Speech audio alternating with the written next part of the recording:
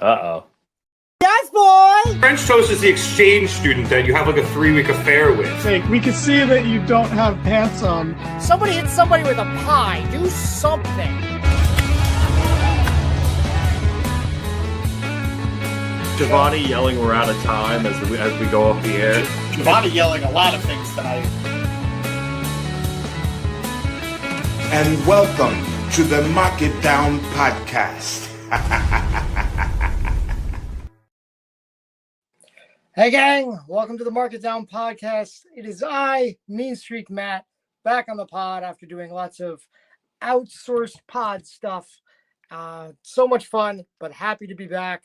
I should fix my camera, but that's as good as it's going to get. I don't know, you think mask on the whole time or what? We'll see. Let's just get right into it. Tonight on Monday Night Raw, they were in Philadelphia, the city of brotherly love. It's always sunny there. I know a little something about bird law. And yeah, I actually just found some footage of me questioning The Rock about why he didn't invite the Always Sunny gang to WrestleMania at Philadelphia. I'll have to share that at some point down the line. It's pretty good. It's not great, but it's pretty good.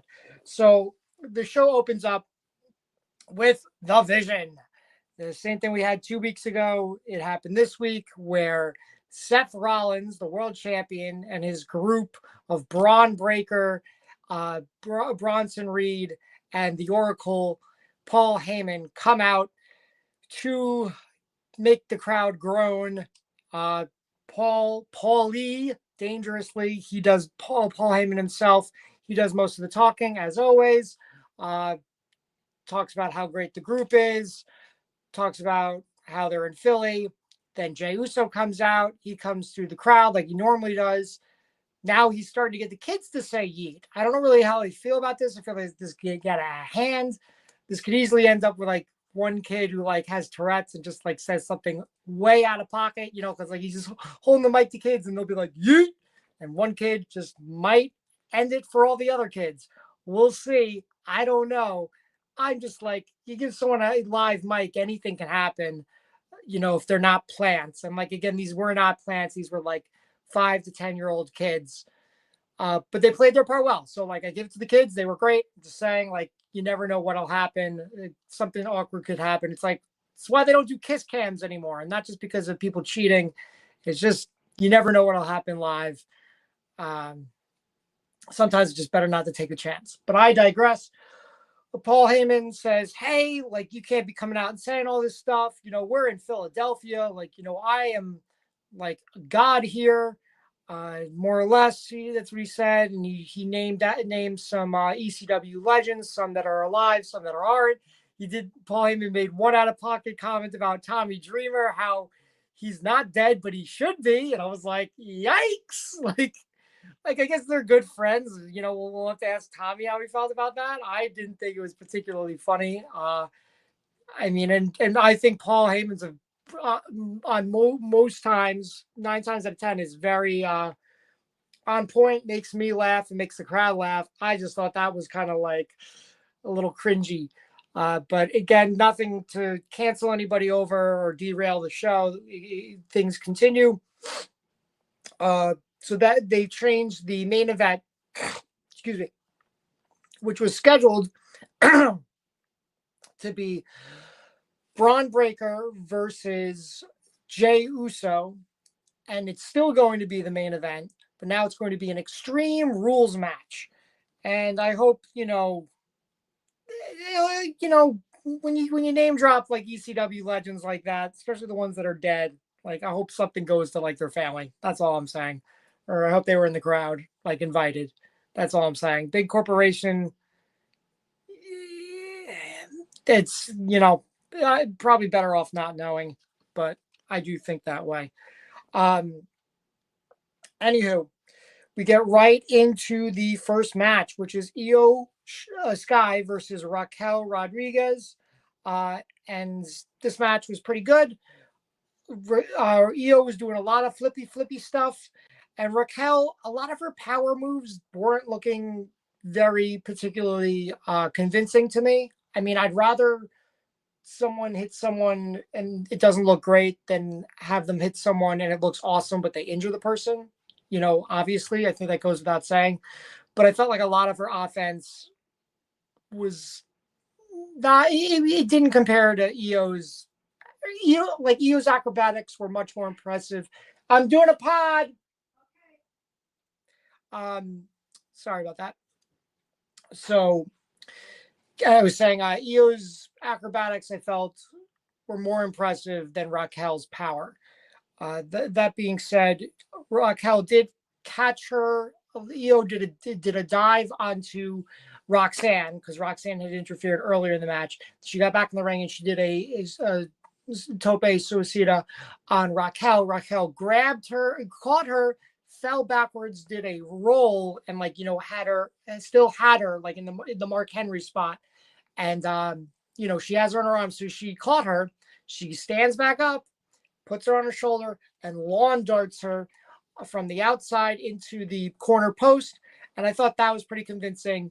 That was, I complained about her power moves not looking very good. That was definitely the exception and was kind of almost worth all those other moves that I didn't think looked so great because that looked pretty awesome. Just the amount of power that took was impressive. Iyo still manages to recover. She ends up hitting her moonsault. Gets the 1, 2, 3. Then Roxanne and Raquel start beating her up, and I thought this is the part where the Kabuki Warriors were going to come out because earlier before the match started, they're like, "Hey, we're sorry about last week," and they're all like apologetic, and both sides like Io's like, "It's all water on the bridge, don't worry about it." And they're like, "Do you want us to come out tonight, to watch your back?" And Io's like, "No, I'm good." So I thought they were going to come out because it was after the match at this point. This she's getting attacked, so why not come out and save your friend? Instead, it's Rhea Bloody Ripley in what looks to be just a bra and pants, but whatever women want to watch, I'm not judging. I'm not whatever women want to wear. I'm not judging. I'm just saying. I'm like, damn, did she have enough time to put on a shirt? I don't know. Not complaining. Just saying. She was also showing off. She's got some new tattoos, kind of like these leaves that go like this. Nothing super huge, but kind of fits her tattoo game. I'm not a huge fan of chest tattoos in general on men or women, but they're not my tattoos. It's not my life, so I'm not gonna judge or complain or whatever. She's happy, I'm happy, and they don't look terrible. I will say that. Sometimes somebody gets a tattoo and it doesn't matter where it is, they just get a bad tattoo. I would say that's definitely not the case. They looked even, they look symmetrical, and they look what they were supposed to be. It looks like like leaf branches. So more power to her. If she's happy, I'm happy. Like I said, she comes out, she makes the save. Everybody's happy. The fans are happy. Next up, we've got Xavier versus Penta, and they come out, they do their entrances, and then they do this thing that I've always complained about where, people are out there in the mat ready for the match and they do backstage segments. They did do something cool this time, and I'll get to it. First, we have LA Knight, talking to Jackie Redmond, who looks like she's in a modern Dorothy outfit from Wizard of Oz. That's the vibe I got. Not a jab by any means. Like I said, modernized, and she didn't have her hair in the pigtails, but it had that pattern on it. It reminded me of that. Looked like a nice dress, and her hair looked great. It wasn't in pigtails. Regardless, she's talking to LA Knight. CM Punk comes out. He interrupts. This is backstage. She's like, "Hey, Jack, give us a minute." And LA's like, nah, whatever you got to say, you can say in front of Jackie. And I'm like, okay. So they just kind of go back and forth. Punk wants to get on the same page with LA Knight to protect Jey Uso tonight in his match because it's Extreme Rules, so anything goes. LA Knight's not really feeling it. He's not feeling Punk, and they're in disagreement on who's going to win at Clash of Paris for the World Heavyweight Championship. Obviously, they each think they're going to win the title, not the other, and certainly not Jey, and certainly not Seth freaking Rollins.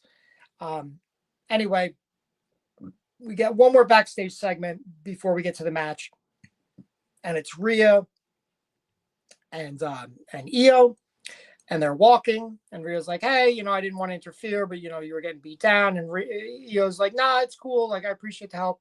And that's where the Kabuki Warriors come in. They're like, I was about to do a bad Asian accent, just trying to remember what they were saying, but I won't do that. The only time you see me do that is when I say nobody's ready for Asuka, but I'll save that for when Asuka has a match. Anyway, they come out and they're upset. They're like, oh, so like we can't help you, but like Rhea can. Like, what's up with that? Then they start talking in Japanese, and then the Rhea starts arguing with them, and then Io's like, stop. And then she starts screaming in Japanese, and she walks off, and then the Kabuki Warriors walk off with not before Rhea, Asuka tells Rhea that she should stay out of their business. I will say overacting in Japanese might be my new favorite thing. Like, I think overacting in some regards in wrestling is always great. Not always great, but can be great. Like, I think Chelsea Green does it really good with her overreacting. I think you see it in telenovelas, on the Spanish channel. There's some overacting, and I think you get the same. Sorry, my nose starting to get really itchy. The same kind of vibe with some of the Japanese dialect, the dialogue, and I enjoy it. I don't know what they're saying, but they're passionate, and it fits the mood. I dig it. I enjoy it. And this is the only time I will not complain about the way they do the segments. Like, I feel like it's dumb having a dude just stand in the ring while there's backstage segments that don't involve them at all going on, and they're just supposed to wait there in the ring while everyone's watching the screen. But what they did was the cameraman who was, and I think this was a cameraman. This wasn't one of the drones. The cameraman who was backstage with Iyo, Rhea, and the Kabuki Warriors, he or she, I don't know who's the camera person. The camera operator is on them. They turn around and they start walking down the hallway, and they end up out in the arena, and they go through the timekeepers area, and they end up ringside for the Xavier Woods and Penta match. And I just thought, if you do cool stuff like this, and we've seen it where they've done these like backstage shots, and they'll follow the superstar out into the entrance, and they'll follow them doing their entrance to their match. And I just thought this was a really cool, like, not overly complicated by any means, but if you're going to do these things where like a guy enters the ring and then you do a backstage segment, and then another guy enters the ring for the match and you do another backstage segment, this is definitely a better way of connecting those two things, because they're very, very different and very jarring for me as the viewer, as a longtime viewer. I'm like, nobody should just be waiting out on the ring, or at least you shouldn't be telling us, the audience, yeah, that guy, he's got a match, but what's going on backstage is more important, so he'll have to wait. You know what I mean? Like, I don't think it's in the right order. I don't like it. It's weird. Let's see. Do we have any comments yet? I've got, God, sorry, I'm on my phone here, and I do have comments, but they're on a very tiny screen. Give me a second here. Logan James says, I want to see Iyo Sky go face to face with Stephanie, the ring so slowly circling on next week's Raw. I mean, that certainly could happen.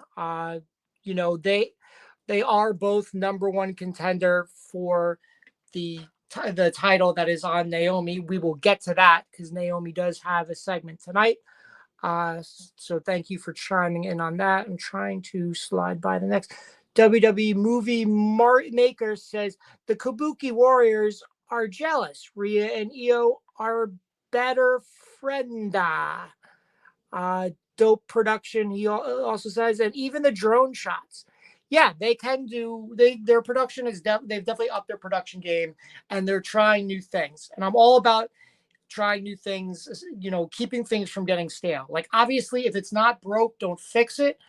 But again, these guys are on TV. We have Raw every week, once a week, every year. Then the PLEs, and then SmackDown, and then you got NXT, and then you got specials like Saturday Night Main Event. There is a lot of television time to fill. And so things can get boring fast. So why not try and switch it up, try new things? I'm all about it. And I think I just want to give them a shout out for that tonight. The transition from the backstage segment with Rhea, Iyo, and the Kabuki Warriors to the in-ring action starting up between Penta and Xavier Woods was cool. I dug it. Let's get into that match. Excuse me. Second match of the night, Xavier Woods versus Penta.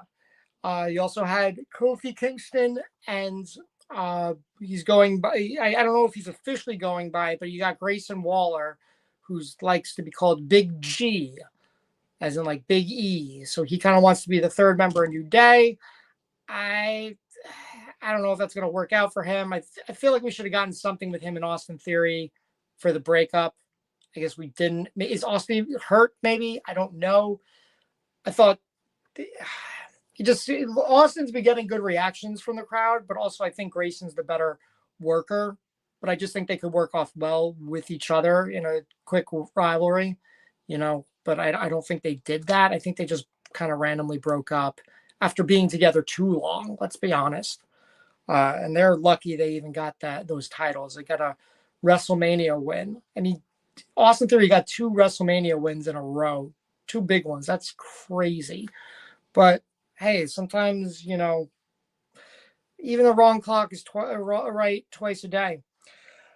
This match between Xavier and Penta, it was a good match. I really liked the beginning. There was a lot of counter wrestling with some hard hits. The last thing they did before they went to commercial was Xavier Woods gets the upper hand, and he says, "Give me my money," for the big hat that he had 2 weeks ago that he says cost him $12,000 that Penta allegedly destroyed. And before they go into commercial break, we just catch Xavier Woods go cero dinero, 0 money. So that was funny. We come back. The match was pretty straightforward. We got some cool moves. We got the Penta driver, which he didn't get all of, but he got enough. Xavier Woods went for the roll call, and eventually Penta hit him with the Mexican Destroyer, and like Xavier sold it like he saw, he was staring death in the face. And they even gave a shout out to Petey Williams. If you didn't watch Xavier Woods' social media this week, he had a little reel on Instagram talking to Petey Williams, the innovator creator of the Destroyer, which he called the Canadian Destroyer. And Xavier Woods asked him how to, hey, you're the expert on this move. How do I defend? How do I block? How do I work against the Mexican Destroyer? Petey says, no, it's not the Mexican Destroyer. It's the Canadian Destroyer. And Xavier Woods says, no, it's the Mexican Destroyer. Like, it's got like extra torque or whatever. And Petey just kind of throws his arms up and walks away. And I'm like, come on, give Maple Leaf Muscle some respect. If anything, just call it the Destroyer. Like we don't need pronouns for everything or whatever. I don't know. Look at the adjectives, as Kevin Nash would say. Regardless, they gave a shout out for Petey Williams. They said they should make. Corey Graves said Xavier Woods should file a complaint to Adam Pearce against Petey Williams for not giving him like the proper tutelage, the knowledge to combat against / defend against the Mexican Destroyer. We go to our next match. It's JD McDonough and and Finn Balor of the Judgment Day versus Mystery Iguana and Dragon Lee in just a straight up tag match. Dominic Mysterio is ringside. We got an intro from the Judgment Day, and their music is still not getting over with the crowd. The crowd was pretty dead. And I'm like, bro, you got 3 champions right now. One of them's Dirty Dom, who's pretty over, and we'll get into that during this match specifically. But it's like, bro, change their music, man. Like, I get it. You guys want to move away from Alter Bridge. Everyone associates Alter Bridge with Edge. I totally get that.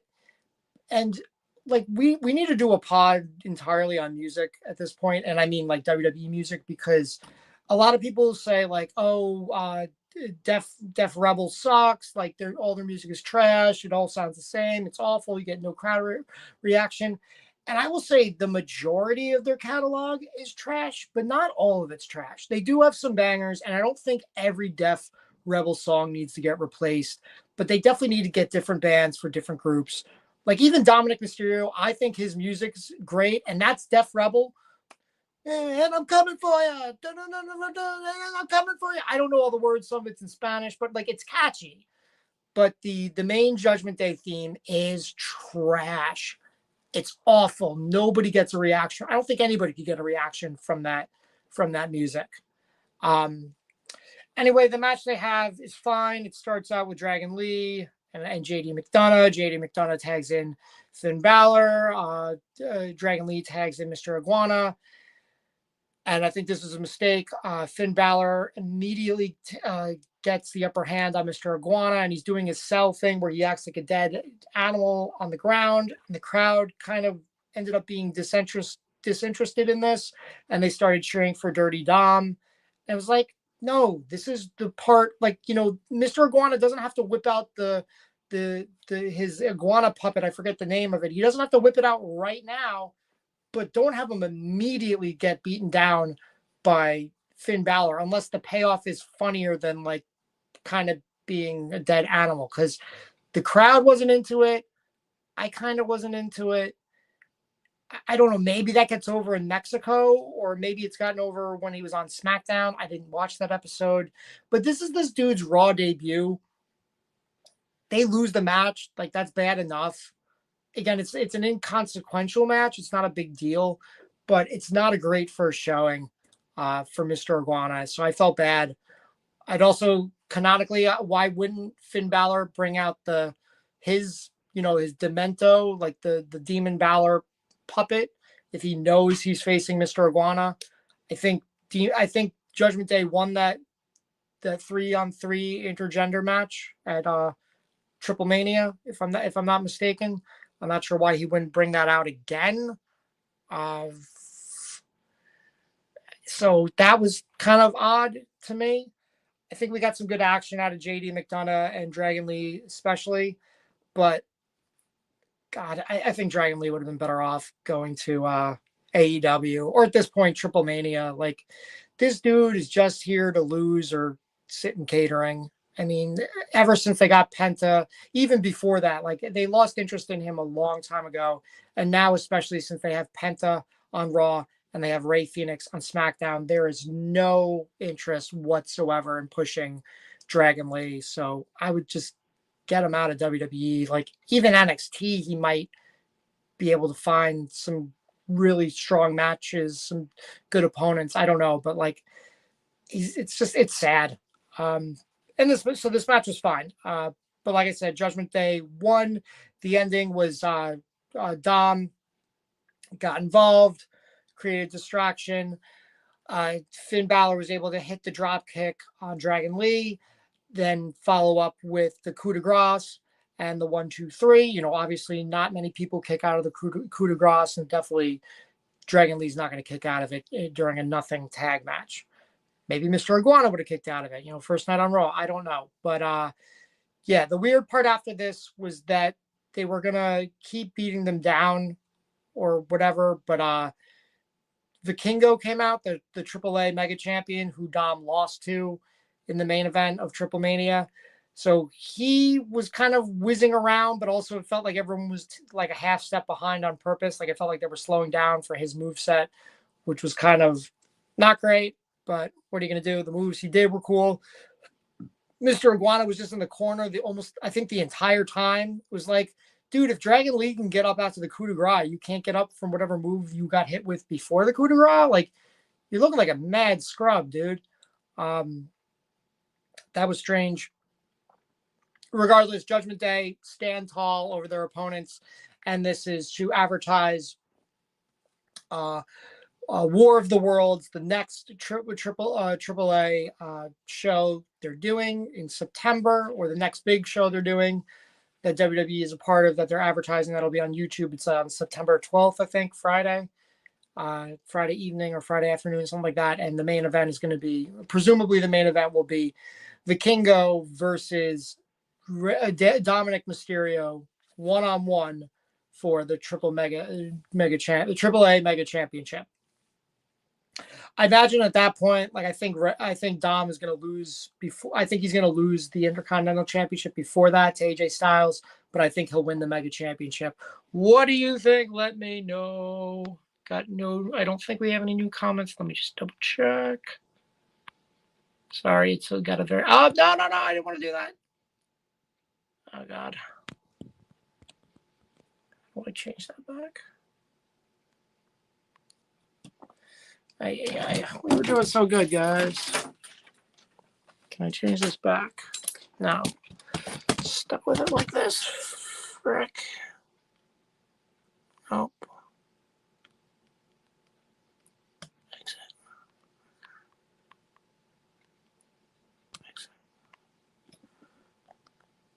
Oh God. I just want to change this back, but there's not enough buttons on there's not enough room on my screen to really navigate StreamYard.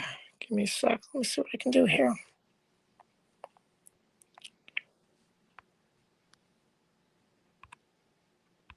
Nope, that's not what I want to do. Try a layout. Done. Oh, that's really annoying.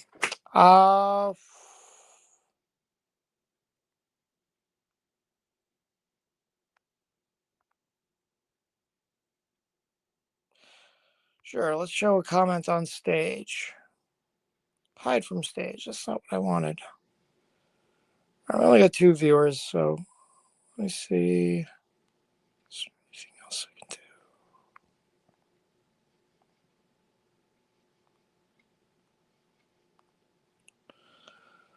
All right, we'll just have to keep working with it. We'll change to this. No big deal. Figure it out. I mean, I won't figure it out, but I'll just switch to this way. We'll get on to the next part. Not a bad stream so far. We got 27 minutes in. A few comments. This was definitely worst match of the night was Becky Lynch versus Natalya. This was a shame for me. I just interviewed Natalya 2 weeks ago. I thought she was great. She was both, I think, objectively diplomatic to protect, WWE's image when I asked her about like stuff like Bloodsport, but she was also funny and kind of like off the hook. Like she dropped an F-bomb and it was like unprovoked and it was hilarious. And I took immense joy in it. So I think she was there to like, put over the company and do what she's got to do. But she also, she made us pop. She threw us a bone. She didn't even have to try chat with us, but she did. And I thought she was funny. It was like the kind of interview was like, hell yeah, I want to do that again. Or like, okay, if we weren't trying to stay so professional, I'd be like, let's go over there and do shots next because there was an open bar. So kudos to Natalya, to Natty, whatever you like to call her, whether you like her in WWE or elsewhere. She was a lot of fun, but this was a stinker of a match. I don't blame the ladies entirely. I think there's a lot here that didn't work for them. I think they rushed the commercial break right off the bat. So, you don't have much to be invested in. You're already going to commercial break. That's not great. Then they had to, it felt like pretty short match too. They had to sell like Natty's injury. And it was like, okay, she had her in like sort of a submission move with her arm for only a short period of time. And then she followed up with like some moves with the arm that weren't crisp at all and didn't look as devastating as Natalya was selling them. Then it was one of those matches. And this happened tonight a lot where just you could kind of like, if everything before something happened, you got what do you think will happen next? And you were given 4 options. You would probably get like 90% of the answers right. And this was the worst offender. It was just like, oh, Maxine checks on her without actually getting in the ring or anything, but Becky beats her up. And she beats up Tozawa. And then Becky wins the match with the disarmer. She makes Natalya tap out. It was Dullsville from start to finish. I mean, I think both these women are totally capable of more. Want to see more from them. I get that Natalya's not the focus right now, at least not in the Intercontinental Championship title picture. I get that. But that doesn't mean you can't have a compelling match on television. I mean, otherwise it becomes like, what's the point of watching TV? And this was definitely one of those nights. This was like, I'm sorry guys, but this was a dull episode of Raw. Like if I wasn't reviewing it, I would not have watched it. Like no doubt about it. I would have found something else to do with my time. But I did it for you. So I hope you're happy. Anyway, after the match, Maxine, of course, again, predictably goes into the ring. She pushes Becky off, who keeps her in the disarmor. And then, of course, predictably, Natalya goes in and starts beating up Maxine. And at this point, it's like, Tozawa, you got to do something. I'm not saying, yo, go hit a woman, but like, booking wise, bro, you got to do something. Like, come on, she literally just attacked you. You would be, in the right if you like saved your colleague, your teammate, your lady friend, or like just grab Becky Lynch and get her off of her. I mean, you don't have to physically assault her. You could just grab her. You're in a physical business. I don't think anyone would like. I don't think I mean, let's put it this way. Like if you were out with your girl and your girl was fighting another girl, like, and the other man saw your girl fighting his girl, like, and you're not, and you both look at each other like, what the fuck, and you're not looking to fight each other. You would grab the girls off of each other. You would probably grab your own girl, not the other man's girl. But again, it's like there's the same principle kind of applies here. But Tozawa looking like the biggest chump of all. Like I would say at this point, he's probably got the lowest. Unless you count the NXT roster, I strongly suspect that Tozawa has the lowest superstar score in WWE 2K25. You guys let me know if I'm right. Anywho, I really wish I could fix this thing. This is a bummer.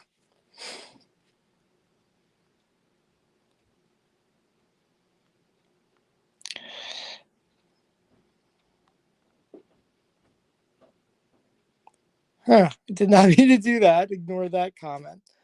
We're going to get rid of those comments on the stage. Okay, we'll keep moving on. So, yeah, that was the worst match of the night. Becky Lynch versus Natalya. Finally, Nikki Bella comes out to make the save. She starts brawling with Becky Lynch, and she hits her finisher, what the hell they call it? Oh, man, I forgot what it was called already. The Rock Attack 2.0. And as soon as Cole said that, like I remember Becky. I remember Nikki Bella's old finisher. It was like you set the person up in the Rock Attack or the torture rack. Basically John Cena's attitude adjustment, except their bodies flipped over the other way, and she would just drop to her knees and let the body fall off her back. And I thought it was a decent move. I didn't think it was all that innovative, but I think the way she kind of sold it worked. Maybe it was too hard on her knees, and that's why she stopped using it. Instead, like switched to a swinging net breaker, which I don't know. I think it's a cool move, but it's not very innovative. I thought the other one was more innovative. My point being, it's been so long since she switched it up.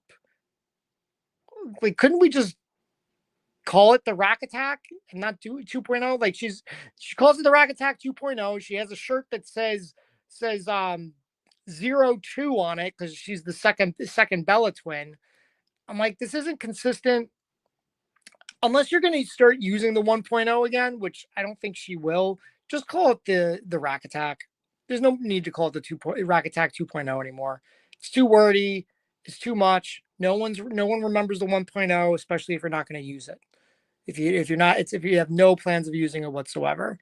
And if you do, you can just call it like, oh, the OG Rack Attack. You know what I mean? So that's my 2 cents there. Yeah. Like I said, it wasn't a great match. Next up, we got Sheamus backstage with Jackie Redmond. I thought they had some good character work here. Like they played well off each other. like they seem like real people, and not like they're just spewing lines. And they're talking about Sheamus's beef with Rusev and what's going on. And it's cool, it's compelling. And then in the background, you see Rusev like come out and he's like Sheamus, and then they start brawling again.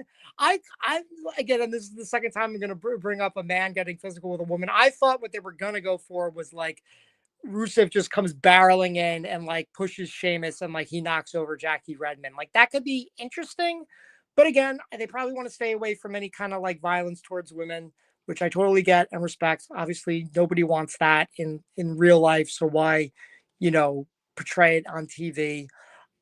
And maybe they save it for a better storyline anyway. Regardless, I thought the character work here was good. Adam Pearce comes out like I don't think I've ever seen this man matter. And he decides, you guys are going to settle this, not tonight, but at Clash of Paris, the PLE. And it's not going to be in a regular match. It's going to be in a Donnybrook match. So who knows? That could be interesting. And he's like, oh, I need a drink. And again, this is the most heated I think I've ever seen him. It was solid. Everyone did solid work here. It was a compelling little moment that only took a few minutes. And, it was good television as far as wrestling goes, in my opinion. What else? Any other comments here? Nope, we are good. We're starting to wind down. My hope is, well, one, I'm surprised this is getting a PLE match. I don't think the story is that compelling. But again, I will say Rusev needs something because him and his Aleister Black's return have been pretty dull. Like they've been here 3 months and neither of them have gotten a PLE match appearance. So I think this will really be a nut up or shut up for Rusev. Can he can he prove the haters wrong? Can he prove the critics, the people who think he's not going to be booked properly, if he gets a strong showing or strong showing and a win at Paris, which I think he is going to get the win. Will that put him in a title picture? Will that do something for him? Because it feels like he's just treading water at this point and we're just waiting for things to collapse. If you feel that way, let me know. But that's how I feel. Like I don't think there's much focus. It's just like, oh, we can pick him up. Like he left us for AEW and he's not happy anymore, so we can pick him up. Like, okay, yeah, let's do that. Like, which is exactly what they did with Andrade and what they're doing with him and Aleister Black now. Hopefully, those guys can pick it up. I mean, and at least Andrade's had some strong matches. And he was just at SummerSlam, so that's awesome for Andrade. Hey, Tyler Helton, thank you for joining us. Sorry, I couldn't figure out how to get the screen to switch. So we're just, hey, I did it on my own. Okay, I tried doing this earlier, and it did not work. So I can set this up with my tripod. God, don't fuck up now. Oh, I dropped an F-bomb. All right, give me a sec. Just putting it on my tripod without turning off the phone accidentally. Ah, shit. Okay. All right, we're still good. Lost you there for a second, but we're good. Okay. So let us continue. Okay. So, yeah, we're getting that Donnybrook at Clash of Paris. One last note on it. I don't think it will happen this way, but I would love it if it happened the same way Extreme Rules did after, God, what was it? I want to say after WrestleMania 32. So it was Roman Reigns was WWE champion. And he was facing off against AJ Styles in the main event. But the opening match was Dean Ambrose versus Luke Harper. Rest in peace. Thinking of you, guy. I met Luke Harper, Brody Lee. I met young Brody Lee, Luke Harper's son, oldest son. I met him at House of Glory last week. Nice kid. He seems like he's doing well in good spirits. So shout out to him. Hope he's doing well. we're looking forward to seeing, what he does, and wish him the best. But that match was fun because it started and then it went off into a tangent where they both got into a car and drove away. And then later in the night, just before the main event, the car came back, but they were in different situations. Like the person who was driving on the way, I think Luke Harper drove away and Dean Ambrose jumped into the car. And as they drove off, when they were coming back, Dean Ambrose was driving and Luke Harper was in the passenger seat. Very comical, very Looney Tunes. It was fun. It was silly. They interrupted the New Day backstage and they go brawling back into the ring. And Dean Ambrose hits the Dirty Deeds and gets the 1, 2, 3, the victory. And that was right before the main event of Roman Reigns versus AJ Styles. So I really liked that. That was very zany, cartoony. I feel like that was before Dean Ambrose totally jumped the shark. It was an acceptable amount of zaniness. And I would like to see something like that out of this Donnybrook match between Sheamus and Rusev at Clash of Paris. But let's get into the main event. And we're going to talk about some disappointments here. It's an Extreme Rules match between Jey Uso and Bron Breakker. I don't remember who came out first because I was doing some other stuff. But I do know that Jey Uso came out and he had the shopping cart with all the plunder, as they call it, kind of looking like New Jack, which I thought was a cool reference. But I think they should have gone one step further. They should have had Bron Breakker. I don't remember who came out first. Doesn't matter. But it should have been Bron Breakker comes out, Jey Uso comes out with the plunder, have the music playing, and have Jey just meet him on the ramp and they start hitting each other with stuff and have the music still playing, still have the Yeet music playing, have them brawl into the crowd, have them brawl into the back and still have the music playing. And then finally go to the operating table or whatever and have Bron knock into something and turn the music off. That would have been an awesome reference to New Jack. I mean, yes, has AEW done that with their Anarchy in the Arena matches? Yes, but it would have made a lot of sense here, and it didn't have to be as long as maybe they'd done it in Anarchy in the Arena.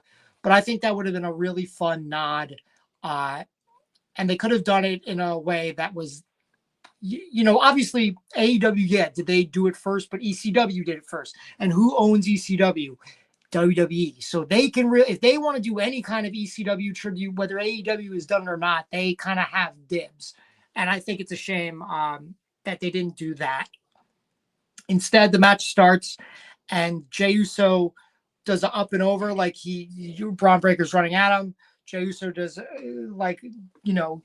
does an up and over, and Bron Breakker goes over the top rope and his legs land in the shopping cart full of all the stuff. And it looked like it hurt. And Jey did not immediately go on the offensive with him.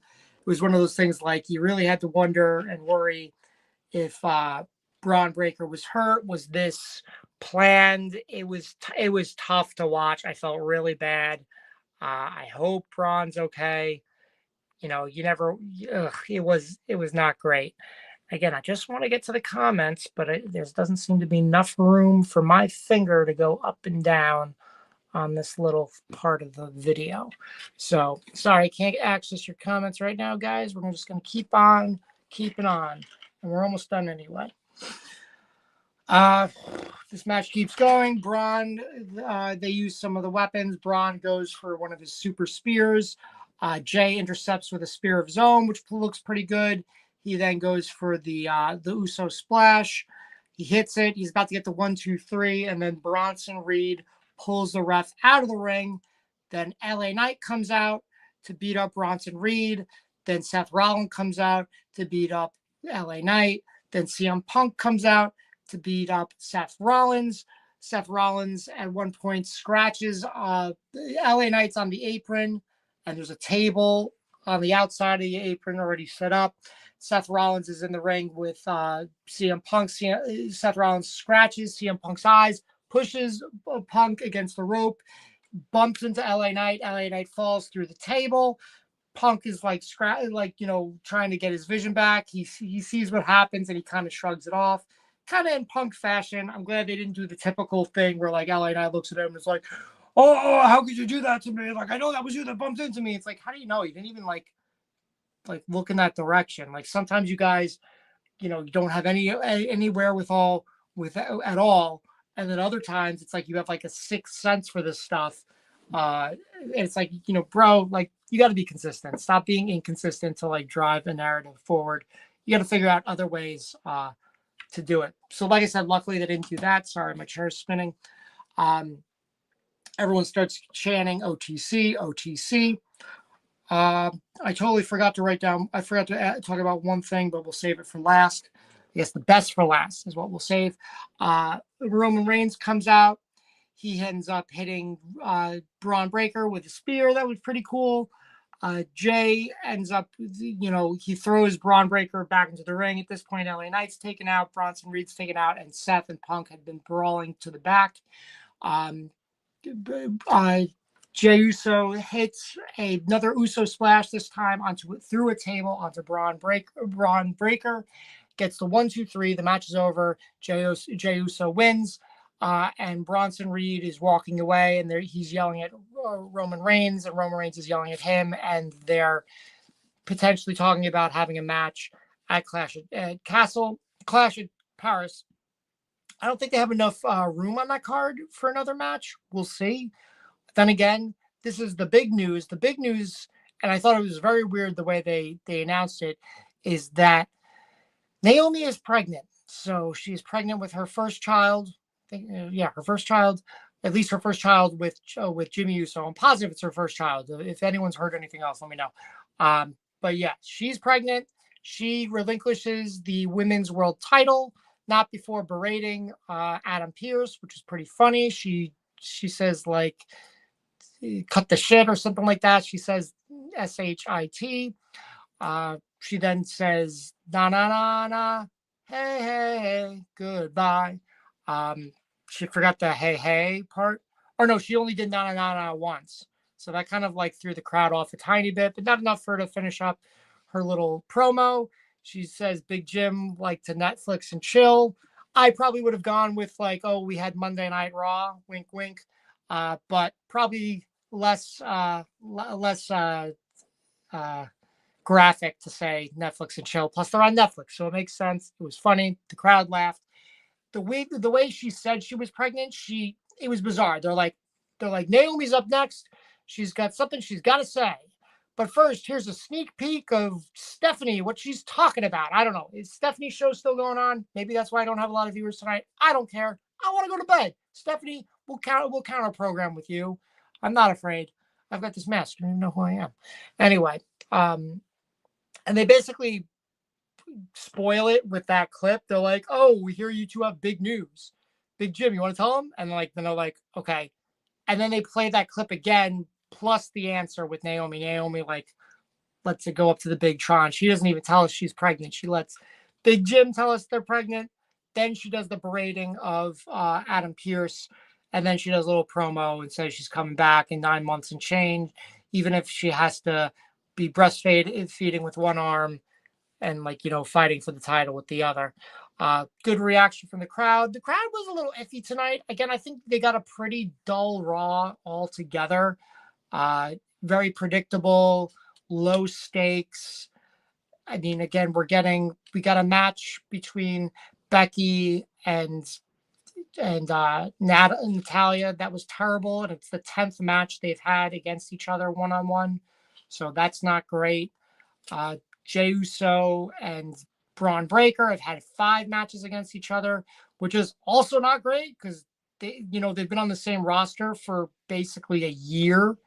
So the fact they're running it back 5 times is ridiculous already. Like Natalya and Becky have had like almost near a decade to do that. So yeah, like it's more not believable, but reasonable to have a 10th match between Becky and Natalya than it is to have a 5th match against Braun and Jay. even if they made it an Extreme Rules match. Regardless, it was kind of a dull match. The whole night was dull. I think that pretty much covers everything. So this was the Mark It Down podcast. Thank you for tuning in. And if you tuned into this as well as Monday Night Raw, I appreciate you. You're a trooper. I feel like I'm a trooper too, because again, bad show Monday Night Raw, but good show of the Mark It Down podcast. So I'm going to take this mask off, but I'll tell you why I had it on. I'm bald. Yeah. Anyway, so this we right now we do have a giveaway going on. It'll be this mask, not the specific one I'm wearing, because I've got more than one. Don't worry. It'll be this Peacemaker mask, as well as a Peacemaker comic book and a Peacemaker t-shirt with no sleeves, either large or medium, whatever you like. That giveaway. Oh, and a WWE tote bag. It'll be all in the tote bag. We'll mail it to you. So if you're a U.S. resident, so that is on our Instagram right now. Just follow the directions on there. It's real simple. Just like the post, put the post on your story, and tag 3 friends in the comments, and you'll be eligible. And we'll do that probably on Saturday that giveaway, or at the end of the night, Friday. We'll see. Regardless, the giveaway is till Friday, so you have time to do that. You can check up all our new interviews we got on there. We've got me talking to Natalya. We got me talking to The New Day. We got me talking to Method Man. That was 2 weeks ago at Monday Night Raw. I wonder if we had told Monday Night Raw that we'd go to Philly, if they would have invited us. I don't know. I just know the episode itself of Raw was not worth going to. Like, I'm glad I didn't go to Philly. But who knows? Maybe if they had us backstage again to do more interviews, maybe there'd be some cool new people. But that's besides the point. I'm sure we'll get more opportunities to do that in the future, or at least I hope so. So thank you for joining me tonight. I'm Mean Streak Matt. You can follow me on Instagram. That's the best place to, follow me, talk to me, whatever. And you can follow us at Mark It Down Pod on Instagram. We're also on X, and we're on Facebook, and we're on YouTube. You can watch all our old shows on YouTube. This one will be on YouTube as well. I'll jump on Instagram after this, so if I see any fun comments or messages or whatever, I'll reply. We cover as much wrestling as we can. James is typically doing Impact on Thursdays. We call that the Gym Pack Zone. Rev and James, a lot of times, and sometimes me, do AEW on Wednesdays. I probably want to go see Billy Idol on Wednesday, so I won't be around for AEW. So yeah, we cover as much as we can. Whatever you want us to cover, let us know. We aim to please. And like I said, look out for that giveaway. It's going on now. It is live. Thank you so much, guys. Have a good night. Take care. Watch wrestling. Mark it down.